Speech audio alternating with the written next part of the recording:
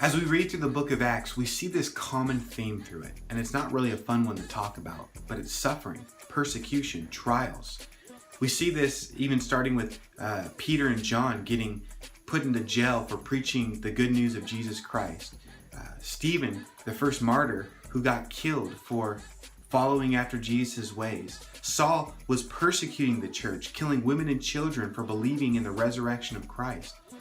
Expanded the church, and now Paul's converted in chapter 14 we're reading this week, and he's starting to get suffered.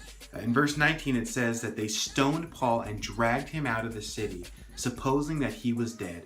And this wasn't the first time that Paul suffered, and it surely wouldn't be the last time that Paul suffered.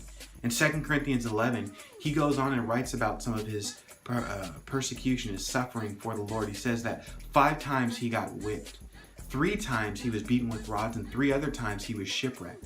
He tells us that many of his journeys had dangers, from robbers to sleepless nights, and often he traveled and was without food, hungry, had a burden for this church.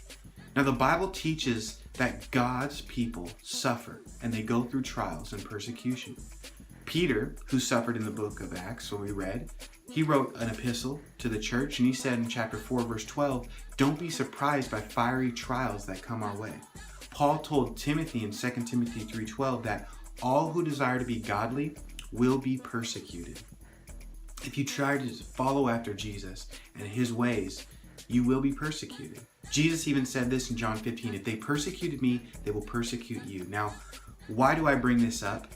It's not a very fun and happy subject to talk about, because oftentimes when we suffer and we go through trials, the enemy comes in and tells us that God doesn't love us, that we're doing something wrong. But we have to understand, as godly people, we still suffer and we deal with heartache and pain, and especially persecution, following after God's ways and still going through a hard time.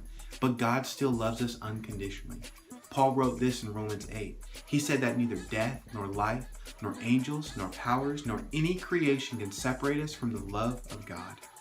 Jesus said that in this world you will have tribulation, but take heart, for I have overcome the world. See, God promises his followers that they will suffer, but he promises that his love is with us and he will be with us for all eternity.